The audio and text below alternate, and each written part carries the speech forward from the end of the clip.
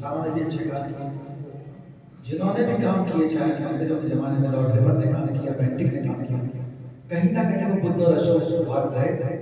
मैं इसका जिक्र इसलिए कर रहा हूँ कि मैंने उसी समय का दिखाई दी कि जब भी मैं कभी प्रशासनिक या पुलिस अधिकारी बन जाऊंगा तो सम्राट अशोक के अभिलेखों को अपने दफ्तर में जरूर लाऊंगा।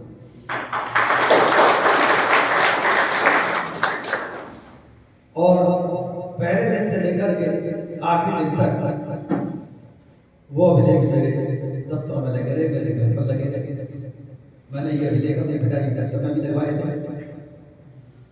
बहुत कम लोग ऐसे होते हैं जो अपने पिताजी को भी बहुत सी चीजें बताते हैं, और वो एक अभिलेख से ऐसा नहीं है कि कोई जादू है, लेकिन एक संपर्क साधने का तरीका है।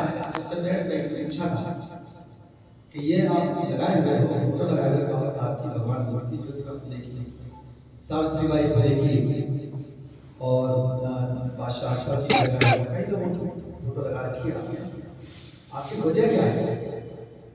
मैं जो दफ्तर में यहाँ आएगा, जब वो देखेगा कि यहाँ बुद्ध की फोटो है, यहाँ पर कोई विजडम वाला आएगा,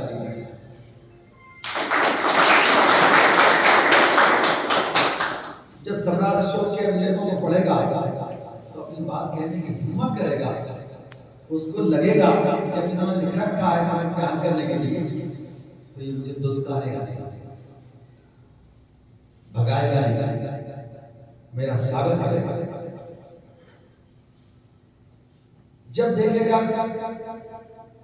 बाबा साहब की फोटो तो कहेगा ये आदमी मेरा स्वागत करेगा, मेरा अपमान नहीं करेगा, मेरी बात सुनेगा। जो काफिले की बात देखेगा तो उसको लगेगा कि वाकई इनकी जानकारी लोगों को और समाज को एक करने के लिए, जो बहुजन एकता के बात रूप में आप सब लोग जानते हैं। सावित्रीबाई फुले का फोटो देखेगा कि जानेगा हाँ एक ऐसी महिला भी जिसने पूरे महिलाओं के लिए योगदान दिया, उससे प्रेरित है, तो महिलाओं की बात में सम्मान सुनेगा। बादशाह अकबर का फोटो देखेगा कि लगेगा कि हाँ ये आदमी सांप्रदायिक नहीं है, धर्मनिरपेक्ष है। मुझे बार बार सिद्ध करने की आवश्यकता नहीं, मैं अपने आप में एक सिंबलिस्ट कर रहा हूँ, लोगों को अपने पास लाने का, उनकी समस्या सुनने का और उसका समाधान करने का। इससे निश्चित रूप से जनता के साथ, और यहाँ तक कि जिन लोगों पर मैं रास्ते में लाठियां चलाता था, जंगलों में गोलियां चलाता था, वो लोग जब भी मेरे पास मेरे दफ्तर में या मेरे घर पर आए, मैंने उनकी बात सुनी। कई बार 1:30 बजे घंटी बजती है तो मैं फोन उठाता हूँ, हो सकता है दिन में मुझसे चुप हो जाती है। रात के 1:30 बजे फोन उठाने के पीछे मेरा सम्राट अशोक का जो प्रेरणा है उसकी बहुत बड़ी भूमिका रही है। कि रात के 1:30 बजे के फोन ने किसी बाप को उसकी बेटी दिलवा दी,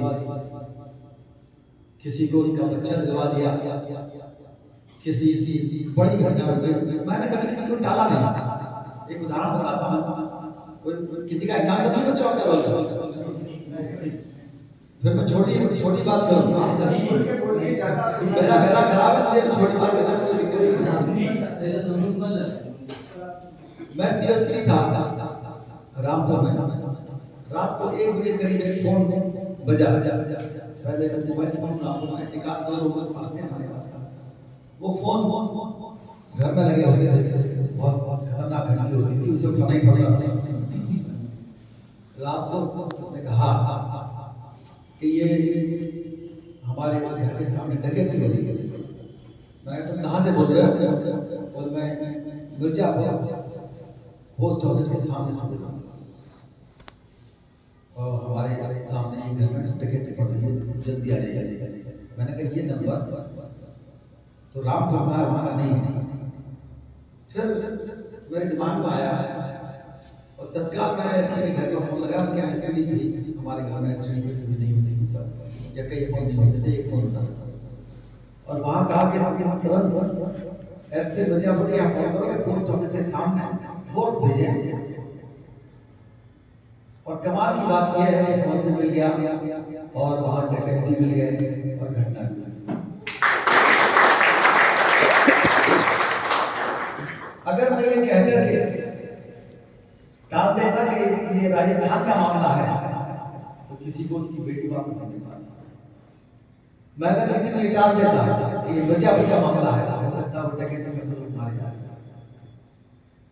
आदमी के काम करने का तरीका कहीं ना कहीं उसकी अगर प्रज्ञा है या काम करने की इच्छा है तो हो जाती है। मैंने कभी किसी को नहीं कहा, हाँ मेरी सिफारिश नहीं होती है कि इसकी बात सुन लेना, मैं किसी गलत काम के लिए कहता कि इसको मर्डर से निकाल दो या इसको जबरदस्ती फांस दो, इतना कहता है इसका स्पष्ट सुन लेना, किसकी बात है सही तो मदद कर देना, गलत बात है उसको समझा देना।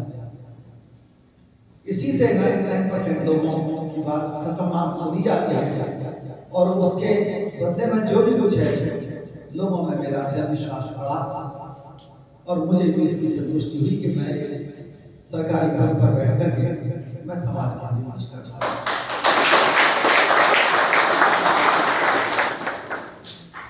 हमारे जो आइकॉन्स हैं कबीर जैसे आइकॉन में उस जमाने के जब सवाल पूछना सिखाते हैं, सेक्युलर सिखाते हैं, लोगों को लताड़ देते हैं सवाल करना। आज भी सवाल पूछने की एक फिल्म है। जब हम लोग को आइकन मानते हैं तो एक विल पावर की बात करते हैं कि हाँ हमारे अंदर इच्छा शक्ति होनी चाहिए। साहब भाई बड़े भाई पर मारते हैं तो हमारी इच्छा शक्ति और हो जाती है कि हमको जो करना है वो हमें करना है। आपके लाइफ के अंदर अगर क्रिएटिविटी क्षमता है तो निश्चित रूप से आपकी वो क्षमता कुछ ना कुछ सृजन करेगी, कुछ ना कुछ बनाएगी। और बनाना क्यों है? क्योंकि आपको जीवन को अर्थपूर्ण बनाना चाहिए। आप पढ़े लिखे व्यक्ति हैं, आप देश में किया गया है, समाज में किया गया है। आप ये सोचेंगे अकेले आपने खुद ही संघर्ष किया या सिर्फ माँ बाप ने संघर्ष किया, ऐसा नहीं। आप इस देश की मिट्टी में, इस देश की हवा पानी में, इस देश के ऊपर चल रहे हैं, उड़ रहे हैं, रह रहे हैं, खाने पी रहे हैं। आपके ऊपर आंखें लगा रखी है पूरे देश ने, आपके समुदाय ने भी आंखें लगा रखी है, आपके परिवार ने भी आंखें लगा रखी है, आपके गुरुओं ने भी, आपके शिष्य ने, आपके हर काम की स्किल्स फिल्टर। तो क्यों ना आप अपने जीवन को अर्थपूर्ण बनाएं। उस अर्थपूर्ण बनाने के लिए आपको कुछ निर्णय लेने होंगे, उनमें स्पष्टता होनी चाहिए। बड़े बड़े जो मोटिवेशनल गुरु हैं, चाहे नेपोलियन के लोग, चाहे सभी लोग लगभग वही चीजें बात कहते हैं। इसके साथ कोई भी कि आपको प्रोएक्टिव रहना है, आपको टीम भावना के साथ काम करना है। वो जो निर्णय आप लेंगे वो निर्णय ही आपके जीवन को अर्थपूर्ण बनाते हैं। कोई परिस्थितियां अर्थपूर्ण ही बनाते हैं। बाबा साहब डॉक्टर अम्बेडकर साफ साफ कहते हैं कि व्यक्ति ही कारक है। आपकी बौद्धिकता, आपका जो गंभीरता है वो और समाज के चरित्र पर स्थायी निशान छोड़ना ही आपको एक अच्छा श्रेष्ठ इंसान बनाएगा, श्रेष्ठ अगुआ नेता बनाएगा और एक महान व्यक्ति बनाएगा। हर व्यक्ति महान नहीं बन सकता, श्रेष्ठ बहुत लोग बन सकते हैं। अगर आपके कामों का असर समाज के चरित्र पर नहीं पड़ता तो बाबा साहब के अनुसार आप महानता की कैटेगरी में नहीं जाते। आप परिस्थितियों को मत देखिए।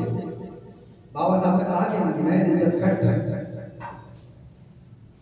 आप कारक हैं, आप इतिहास बनाएंगे और इतिहास इस चीज का नहीं लिखा जाएगा कि आपने कितनी नींद ली,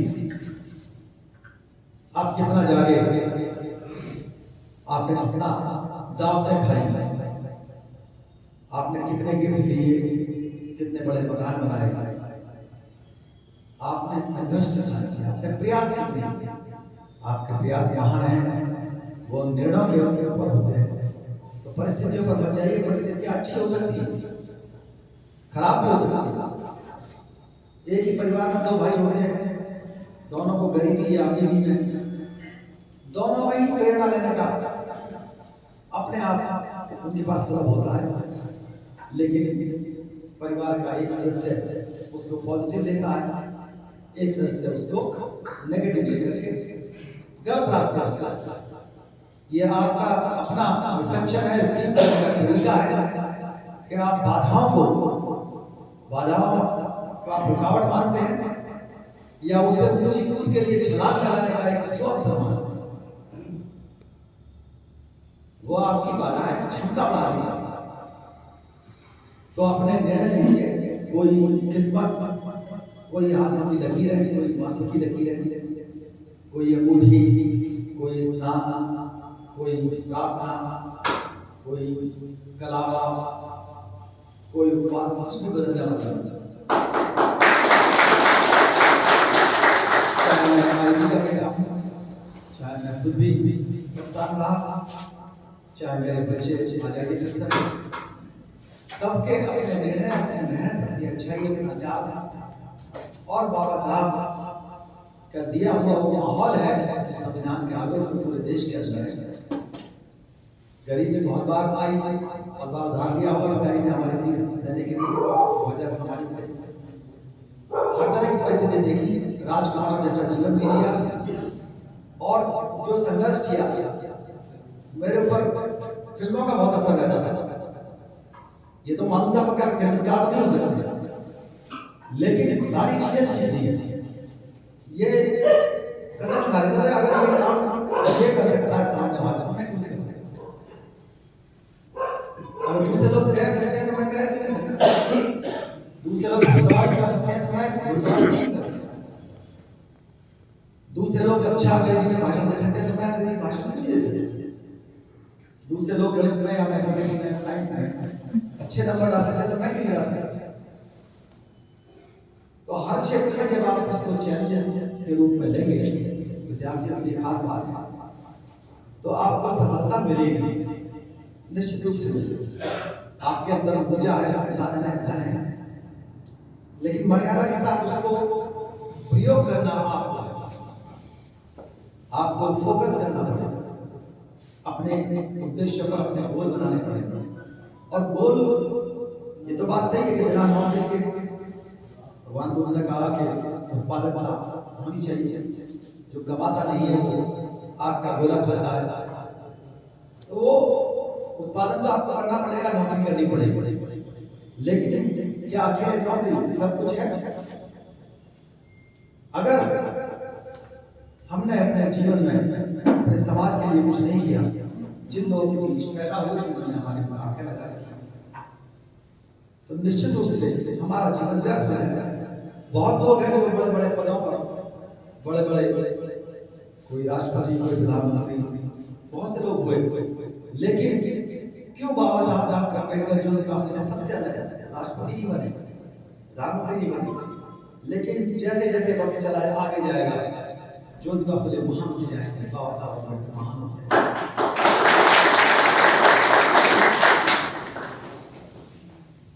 अपने स्वास्थ्य पर जरूर ध्यान दीजिए, क्योंकि संघर्ष करने का तरीका है। मैं देखता हूँ कई बार कई लोग कहते हैं हम भी आपके साथ संघर्ष करेंगे, चलेंगे,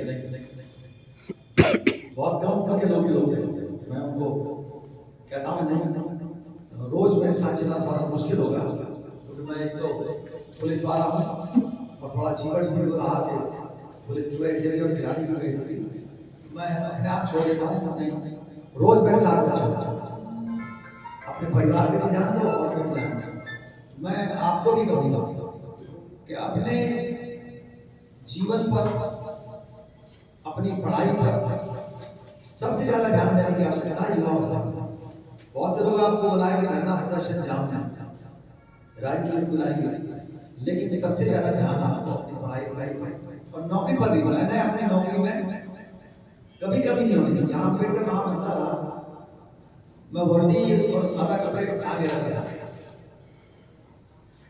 अपने गाड़ी के अंदर, और कई बार ऐसा हुआ हजरतगंज में लाठी बजाई और भाषण दिया है जेल में, और जब देखा दोबारा धरना प्रदर्शन होता फिर भाग कर गया, आधा घंटे बाद में दोबारा जाकर और अप्रैल माह में 60 भाषण दिए और किसी भी घटना स्थल पर कभी ऐसा नहीं हुआ। ये रिजवान यहाँ बैठे हुए हैं, ये मनोज बैठे हुए हैं, मुन्ना जानते हैं, पुराने लोग हैं, बहुत से लोग तो शायद चले गए होंगे वैसे छोड़ के। 60 कार्यक्रम हमने अटेंड किए और 60 से ज्यादा लाठी चलाई हमने एक महीने के अंदर। तो नौकरी में जब हम खुद ना काम करते हैं तब हम सामाजिक काम करने की छूट पा पाते हैं, उसका अधिकार होता है, वरना नुकसान हो जाएगा। या तो पढ़ाई में नुकसान होगा या नौकरी में नुकसान होगा। ऐसा अवसर कदम मत दीजिए, क्योंकि हम अपने व्यावसायिक जीवन को, सामाजिक जीवन को एक दूसरे का पूरक बनाकर चलते हैं। बहुत से लोग कहते हैं नेतागिरी से क्या काम होगा, क्या फायदा होगा, लेकिन फायदा इतना होता है जब संपर्क से अच्छे से कि जो लोग लॉ एंड ऑर्डर की समस्या कई सवाल पाते हैं, कई बार ऐसा होता था कि मैं उसे एक टेलीफोन से समाधान कर दिया करता था।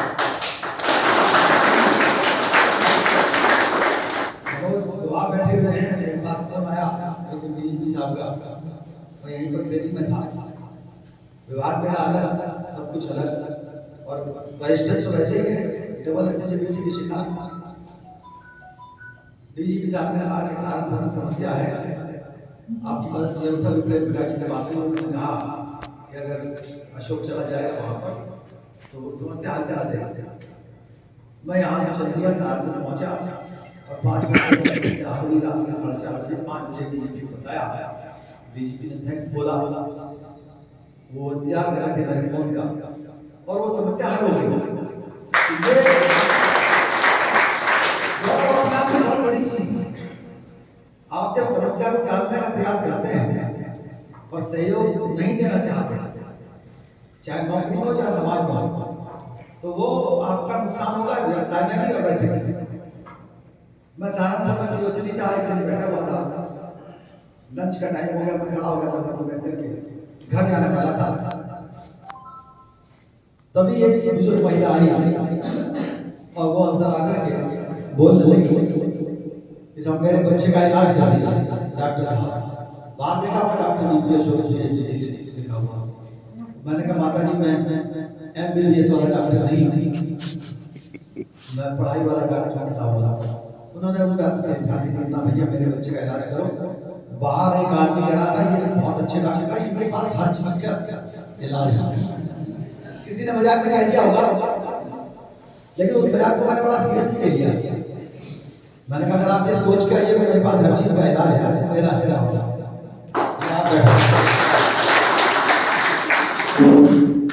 मैंने फोन मिलाया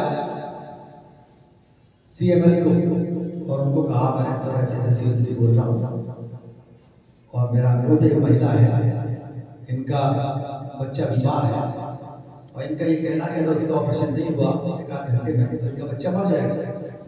तो उन्होंने कहा आप इसको फोन भेज दिए मेरे ऑफिस में, मैं खड़ा होकर इसका ऑपरेशन कराऊंगा। मैंने अपनी गाड़ी से 1 किलोमीटर दूर तक पुल है बीच में, अस्पताल और पुलिस ऑफिस के बीच में पुलिस है, मैंने उस महिला को वहाँ भेज दिया। उसके बाद मैं भूल गया। फिर लगभग कई 5-6 महीने के बाद मैं कार्यक्रम में गया था मैं, तो वहाँ वो महिला ही मैंने पहचान लिया, उस महिला ने मुझे पहचान लिया। उसने बताया कि आपके मेरे बच्चे को बचाया। तो वहाँ जो भीड़ बैठी थी सब बड़े भाग भोर हो गए। मुझे भी लगा कि वाकई अगर मैं उस बच्चे को नहीं बचाता उस दिन और ये कह के डाल देता मैं तो पुलिस वाला हूँ, इससे क्या मतलब, अब मेरे पास वहां से ही आर्गुमेंट तो सही था, लेकिन एक नैतिकता, अम्बेडकरवाद, बुद्धिज्म, बहुत सारी जिम्मेदारियां, बहुत सारी प्रेरणाएं एक साथ बोलती है जब, तो वो एहसास उस दिन शायद जो एहसास हुआ था मुझे, ऐसा एहसास शायद बड़े से बड़े मिलता मुझे तो नहीं होता। ये एहसास करना तभी वो है जब हम अच्छी प्रेरणा लेकर के आगे बढ़ते हैं, अपना जो चरित्र है वो न्यायिक चरित्र बनाए रखिए। इस देश के अंदर न्यायिक चरित्र की बहुत कमी है। जाति जैसी संस्था ने इस देश के लोगों को कहीं तो सांप्रदायिकता सिखा दी कि फला धर्म के लोगों से दूर, कहीं पर लिंगभेद सिखा दिया, कहीं उपजातिवाद सिखा दिया, बटे रहो, एक दूसरे जाति लेके रहो, आसमान में आनंद लो। तो लोगों ने ये सीख लिया कि जो हमसे ऊपर है वो तो हमारे बराबर आ जाए, लेकिन हमसे जो नीचे है वो हमारे बराबर नहीं आना चाहिए। इसी की ट्रेनिंग लेते रहे लोग। और सामने वाला जब मिलेगा, चाहे जो हो, चाहे कोई खिलाड़ी छक्का मार दे, चाहे बार बार पूछते हैं भाई किसकी बिरादरी क्या है, प्रिया सरोज की बिरादरी क्या है, एकदम से नेट पर ढूंढते हैं धोनी की बिरादरी क्या है, वर्ल्ड कप जीत लिया होता है, जेवलिन थ्रोअर था उसकी बिरादरी, एकदम पहला सवाल ही होता है कि लोग बिरादरी पूछते हैं। तो निश्चित रूप से ऐसी जगह जुडिशियल कैरेक्टर का विकास करना बहुत मुश्किल है। हम अपने यहाँ नेताओं के खिलाफ सी हदर तो काफी कार्रवाई की थी, एक बहुत बड़े नेता के खिलाफ कार्रवाई की, तो उन्होंने धमकी दी थी मुझे और चुनाव भेज दिया था। उस धमकी में उन्होंने कहा कि जब हम आएंगे पावर में तो हम आपको देखेंगे। तो मैंने भी सम्मान से कह दिया देखिए, तो उनको मैंने शेर सुना दिया, मैंने सर एक शेर सुन दी तो ऐसे में बहस का है, कत्ल की जब उसने दी धमकी मुझे, कत्ल की जब उसने दी धमकी मुझे, कह दिया हमने भी देखा जाए, और जब बहादुर की आवश्यकता पड़ेगी तो आप बुलाएंगे,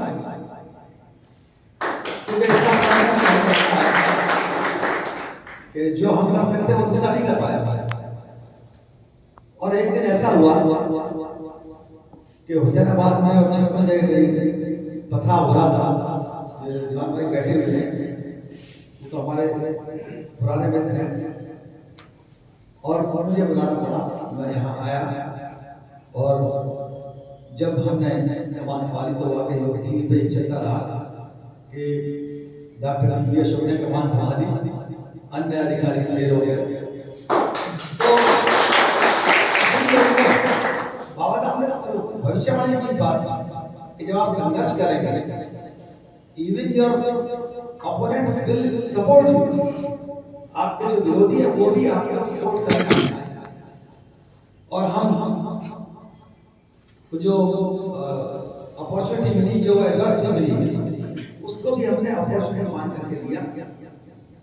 जब चुनाव गए, चुनाव मालूम था हम 5-5.5 साल के यहाँ नजरबंद रहेंगे, तो हमने वहाँ पढ़ना शुरू किया, व्यायाम करना शुरू किया, सुबह शाम टाइम, और लैपटॉप पर अपना काम करते रहते थे। 20 किताबें लिखता थी 5 साल में।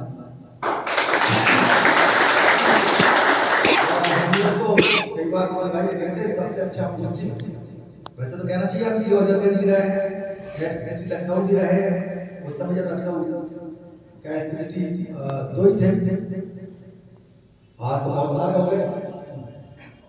तो निश्चित रूप से उस समय जब भी हमारी ड्यूटी लगती थी हम तुरंत चले जाते थे, कटवाते नहीं थे कि कुंभ मेले में हम जा नहीं पाएंगे, भाग नहीं पाएंगे, ये है। और उस एडवर्सिटी में फायदा हुआ, बच्चों को भी टाइम दिया, बच्चों को सिलेक्शन इसी बीच हुआ, और बिटिया की शादी हुई।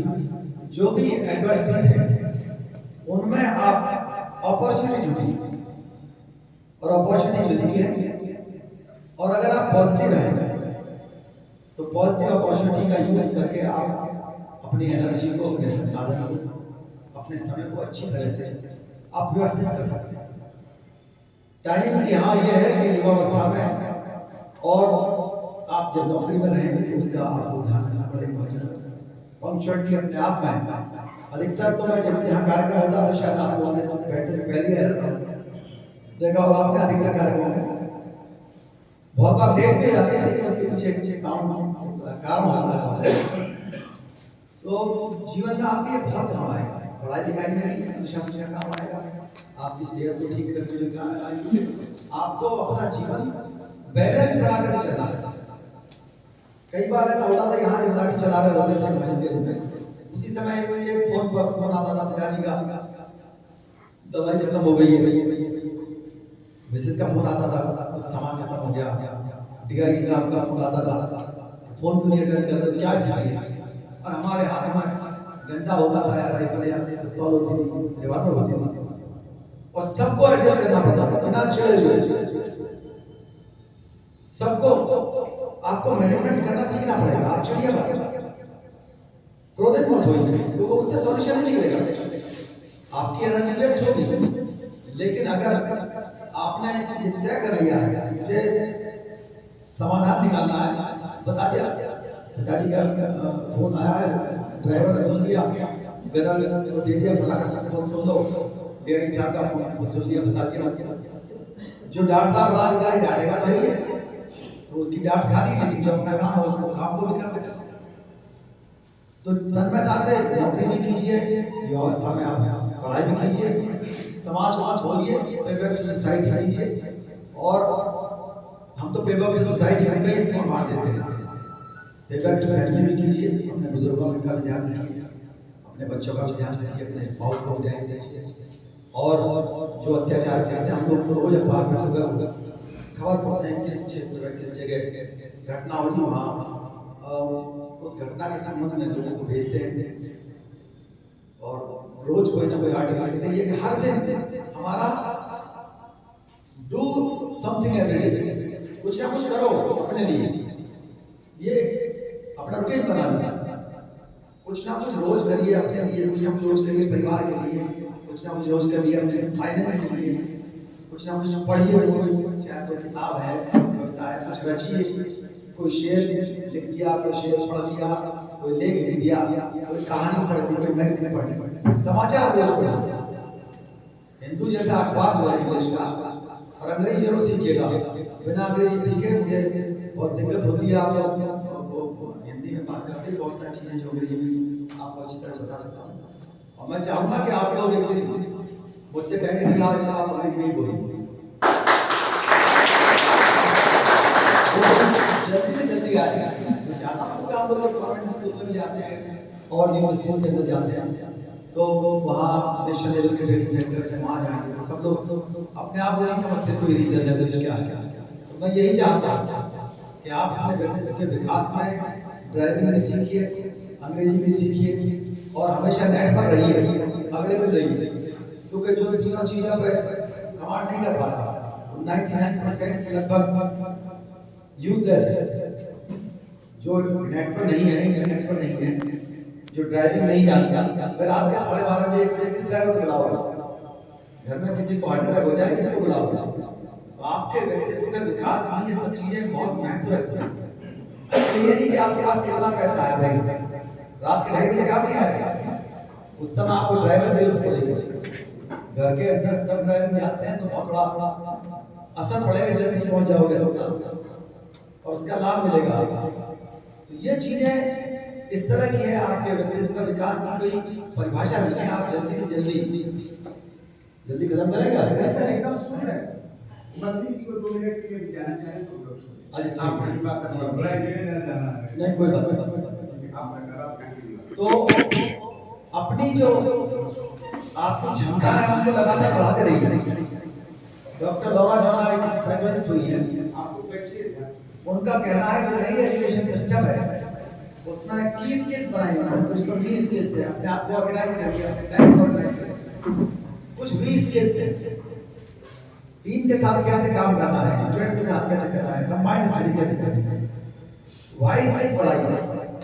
वाइज स्किल्स इसलिए कि ऐसा ना हो कि सुपरस्टिशन सर्च मंचार पे एकदम विश्वास करना शुरू कर दें, हर चीज के बारे में सवाल पूछिए, क्यों और कैसे, how skills, what if skills बढ़ाइए, ताकि सोचिए आप, एंटिसिपेट करिए कि अगर सुनामी आ जाए तो क्या होगा, छत गिर जाए तो क्या होगा, सीढ़ी टूट जाए तो क्या होगा, तो आपका डिफेंस मैकेनिज्म काम करता है। फिर आप प्लानिंग काम करते हैं। हम लोग की जब कोई ड्यूटी लग जाती है, दीवार के आगे हो गया, उस दीवार के पीछे भी देखते हैं, जमीन कैसी है उसको भी देखते हैं, ऊपर से कहीं ऐसा नहीं है ताजमहल की सिक्योरिटी क्या स्पेसिफिसिटी से लगातार रहता है ताजमहल के ऊपर से कोई हवाई जहाज ना हो जाए, तो वो नो फ्लाइंग जोन है। तो ये चीजें आप जब देखेंगे अपने चारों ओर, हम उसको कैसे प्रभावित कर सकते हैं, कैसे इन्फ्लुएंस करेंगे। डेल कार्नेगी की किताब है how to win friends and influence people, कैसे आप व्यक्तित्व बनाएं और कैसे लोगों को प्रभावित करें, उसको जरूर पढ़िए। और ये बहुत काम आएगी आपके एडमिनिस्ट्रेशन में भी, आपकी पढ़ाई में भी, आपके सामाजिक संपर्कों में भी। ये तो आप सीखेंगे लोगों से कि आप कैसे संपर्क बढ़ाएं, क्योंकि संपर्क जो अपने आप में एक एम्पावरमेंट है, सशक्तिकरण है आपका भी दूसरे का भी। जब आप हाथ मिलाते हैं तो वो एम्पावरमेंट है। हम सीओसिटी सहारनपुर थे तो उस समय एक डिग्री कॉलेज के प्रिंसिपल आए मिस्टर आजाद, और उन्होंने शिकायत की कि आपने ऐसा मेरा अपमान किया है, मुझे मेरी बात नहीं की और मुझसे अवैध तरह की भाषा बोली। उन्होंने एक आदेश किया, वैसा आदेश कभी हुआ नहीं।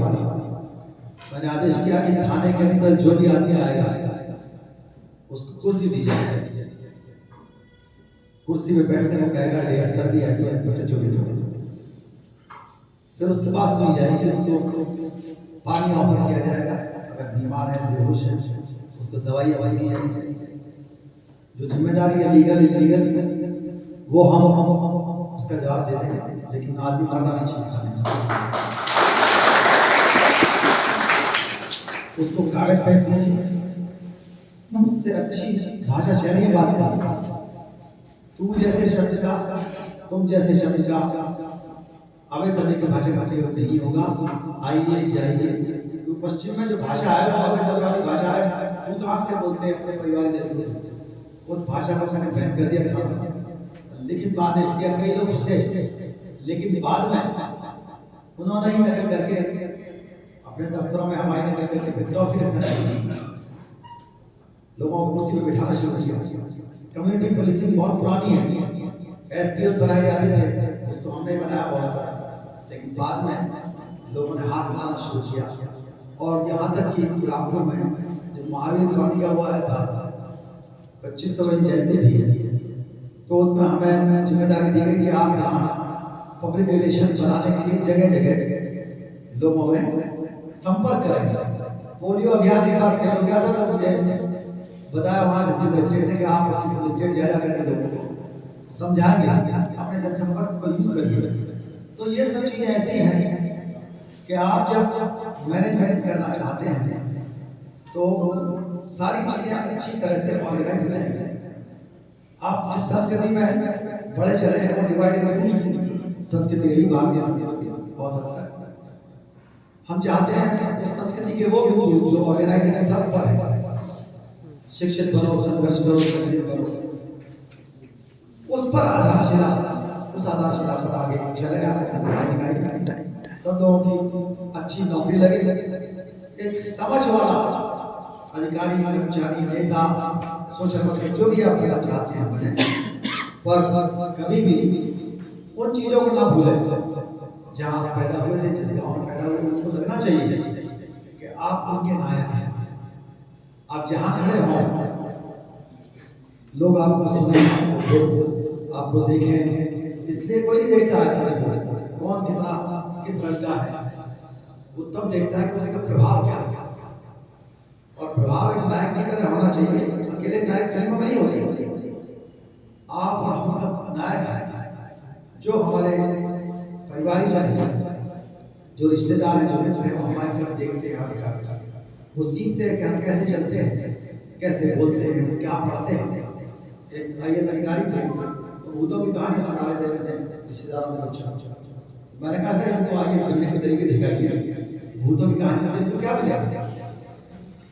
तो समय व्यर्थ करना आपका काम नहीं है। आप लोगों को मोटिवेट करिए, बताइए कि हाँ कैसे प्रशासन शासन का आप काम करें, कैसे एम्पावरमेंट करें लोगों का, ये आपकी ड्यूटी है। समझ कैसे हमारे देश में 126 अपराध ऐसे के हो और लाखों लोग पुलिस में, मुझे तो आश्चर्य होता है कि सिपाही और थानेदार गरीब परिवारों से उठकर के आते हैं और वो गरीब पर डंडा मारते हैं। किसी चूड़ी वाले में डंडा मार दिया, किसी सब्जी वाले में डंडा मार दिया, ये काम हमारा नहीं। एक एम्पैथी, एक सिंपैथी से काम लीजिए। सुप्रीम कोर्ट तक का आदेश है कि कोई झाड़ की सब्जी लगा के बैठा है सड़क के किनारे, तो वो उसकी मजबूरी है, उसे सम्मान तरीके से अलग कर दीजिए, रास्ता भी चलता है लेकिन उसका घर भी चलता है, उसका घर जाना, उसकी सब्जी फेंकना उसकी चोरियां तोड़ना हमारे सिपाही का काम नहीं। हम ट्रैफिक वालों को समझा देते ऐसा ना हो विद्यार्थी 3 सवारी बैठे हुए थे उनके से गाड़ी लगा दिया बच्चे मर जाए, ये काम नहीं। एंटिसिपेट करना सीखिए कि हमारे एक्शन से कहीं कोई बड़ी दुर्घटना ना हो जाए। हम पढ़े लिखे हैं तो हम समाधान दें। हम अगर प्रॉब्लम चिल्ड्रन बन जाएंगे, समस्या के पुत्र बन जाएंगे, तो हमारी पढ़ाई लिखाई हमारी नौकरी हमारी जिम्मेदारी का क्या प्रयोजन। हम औरों से अलग हैं और ऐसा जीवन जियो, इस तरह का अर्थपूर्ण जीवन जियो कि आप जहां हैं वहां तो लोग आपसे प्रेरणा ले ही लें, आप जहां नहीं है वहां भी लोगों को लगे कि अगर वो होता ऐसा होता। सफल हो, एक नायक की तरह जीवन जिए, अर्थपूर्ण जीवन जिए। और इसी के साथ बातें बहुत सारी हैं, बहुत अनुभव है, बहुत मौके आएंगे आप हमारे साथ शेयर करेंगे।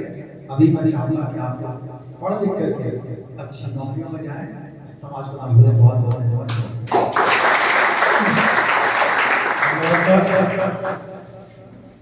इसी क्रम में छात्रावास के पूर्व छात्र संजय सर आए हैं, सर का बुके से सम्मान करें।